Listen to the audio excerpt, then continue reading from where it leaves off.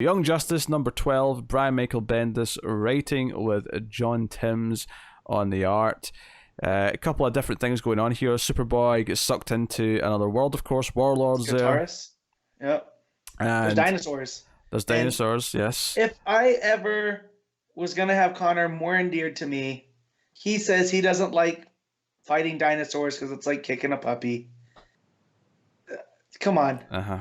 I mean, and that little fight scene was fun, especially since it gave me a break from the 50 word balloons on almost every other page. Yeah, so look, we both really like Bendis. Yes. We both have been enjoying what's going on at Wonder Comics. This just felt like, all right, it's time to bring all these characters together. Well, and if you're not reading the other books, here's your introduction and why you need to know them. Yeah, I mean, I actually think a lot of the dialogue in this was really good, but because we had all of Young Justice plus Wonder Twins plus Miguel and Summer from Dial H for Hero, and they were all quick talking constantly. And Naomi, of course, yeah. Because they're all quick talking constantly, there was pages in this book that you know, like, the surface area of a page should still always be like at least 2/3 art versus 1/3 words. And this was the opposite. There was so much text in some of these pages. Bendis is definitely not managing his landscape very well here. Like, it's in Tim's art's great. Like, before we started recording, we were like, okay, how long we got? Pete said he's just had this left to read with about 15 minutes to go, and he'll be on time. Yeah, which I normally would, and even with Young Justice, I would normally be fine in that 15-minute period. I was admittedly running slightly late, and at about 5 minutes per se, all right, I've still got the 2 Hill House books to read, and I still finished both of those before Pete finished this. Yeah. Page. No, it's not going to happen. But I was going to show you how many burbles were on page 2. Page 2 is pretty... I mean, I can get that on the Comixology preview, I imagine. Sure, yeah, you can, yeah. I'm going to go and see just how bad it seems to be. Yeah, page 2 was rough. Yeah, like there's a page just towards the end where it's like 6 really, wide horizontal panels of like there's like 9 characters going across each panel, and there's just so many little bubbles going across. So this was just an example of sometimes less is a little bit more. Holy shit. This is why I don't like Bendis. It's not usually this bad. The problem is they all sound the same when I read them. Anyway, so basically Kelly, Teen Lantern, and Wonder Girl go to the Hall of Justice to get the Justice League's help. They're not there though, they're away on a mission, so the Wonder Twins let them in. Don't believe them at first. Bart shows up as well. He went, where did he go? He went to get donuts in Portland. It took all day because there was a line. Yes. Which I love that you could tap into the Speed Force as much as you want, but you had a line at a popular restaurant, because I'm assuming it's Voodoo Donuts in Portland, which is like famous for their crazy donuts and whatnot. Sure. Right. And so what took so long? There was a line. I love Bart. I need more Bart Allen in my life, because then we get the payoff with the Wonder Twins and the code in the Hall of Justice. Yeah, their code given to them by Superman's not working. Yeah, whereas his flash code is working for everything. And there's a lot of good banner in here. There's like a lot of like in fact, when they realize Bart's not there, someone says, like, where's Bart? And someone goes, yeah, where is Bart? And I could feel the delivery of the line because it really fit really well into the scene. It's too quiet. Where's Bart? Yeah, that's the vibe I got. And then when they try and open the portal at the end to see if Superman's going to come out, it ends up being Miguel and Summer. Superboy. I meant to say Superboy. And it's like, okay, well, we have to deal with Star Labs, because at one point in the Hall of Justice, the Wonder Twins call this shady Star Labs doctor, and she straight up lies and says Naomi was causing trouble and our powers were, messing with them. And Wonder Girl and Co are like off panel, like, listening to this, going, "This is just lies. Like, none of this happened." So at the end of the book, it's basically everyone gearing up to go and like deal with Star Labs, and Miguel punches in the dials H for Hero, and he basically becomes Spider-Man at the end. He's web swinging at the end of the issue with everyone else. I'm like, Bendis, you funny guy. You know. If it even says at the bottom next time, Wonder Comics activate, and I'm like, that's just Avengers Assemble, much shittier sounding. Or it's Wonder Twin powers activate. Well, yeah, but that's not what it says. It says Wonder Comics. Right. Like Wonder Twins powers activate, so Wonder Comics activate. I'm sure that's what it was closer than Avengers Assemble. I just saw Spider-Man. All right, I was thinking Avengers. I get you. I mean, the layup's there, but all right, you take the 3. That's fine. But and it's like straight up Spider-Man webbing, and he's like spinning.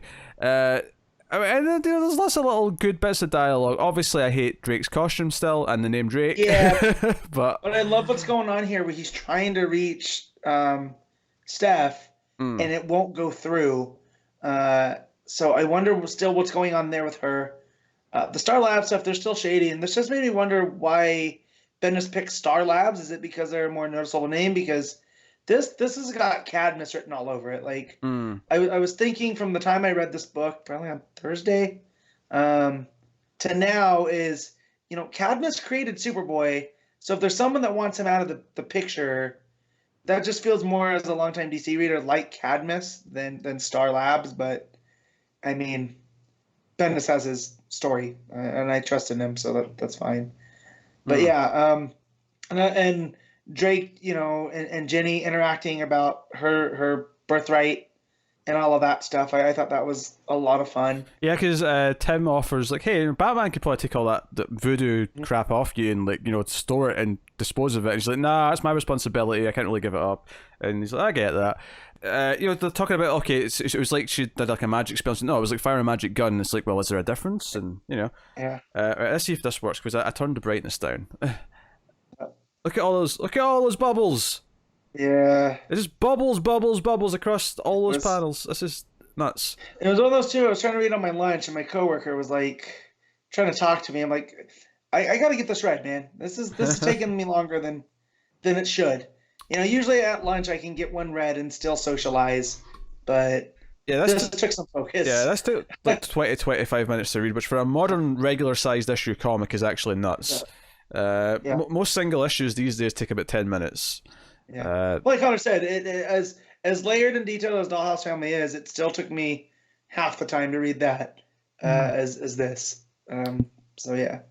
Yeah, but that said, though, everyone's together. They're going to go off to fight Star Labs and hopefully get Connor back.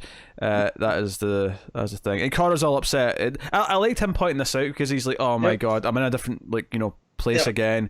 And he says that he's especially sad because he was found, like he was stuck in Gemwar for so long, and his friends actually did find him, and he's just immediately been thrown back somewhere else, and it's kind of weighing on him a little bit. This kind of like not again sort of attitude, and I like that. That made sense to me. So you too, yeah. A lot of good character moments in this one, which Bendis, he's great at. We all know this. I love the stuff with Naomi, and I was finding out that the end of her book and the stuff that happened in Action, and now this, are all within the span of like 36 hours. Yeah, because she says she only got her powers like 2 days ago. Yeah. And then she, the Wonder Twins are like, oh, that's the girl that Superman and Batman brought here. So it's tying into all of that stuff.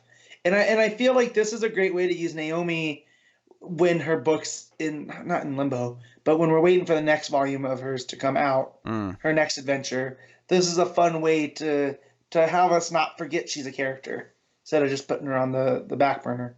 And again, it's establishing a timeline, and how I'm sure we'll see Superman revealing himself in one of these issues, as his identity. Not revealing himself like that. He's not a perv. But, getting rid of a secret identity, I'm sure we'll see where that fits into this timeline. And but yeah, so if you're reading it, all of them, it pays off. It weirdly made me want to go back and read Dial H but then I remember it's not Bendis, it's Humphreys. So that's right. There's even a reference, and I've not read the last few issues. I only knew this because of Connor talking about it last week. Yeah. But there's a reference to him looking like Superboy from last issue of Dial H, because he mentioned, because one of them says, oh, we're expecting Superboy or something like that, and he says, oh yeah, well, I was kind of one, or something like that. He references. He references that he was a Superboy, punky-looking Superboy recently. Yeah, the other two was Drake talking about how he's used the hero dial before, right? Yeah. Is that Tim Drake? Yeah. And I'm wondering if when that's ever episode. If you guys know, those viewers/listeners, or if that's just something Bendis is throwing out there. I'm sure it's happened. I don't remember Tim Drake ever using the hero dial. It's probably happened. I bet he's pulling this from some miniseries from somewhere. Find this out. 1997, March.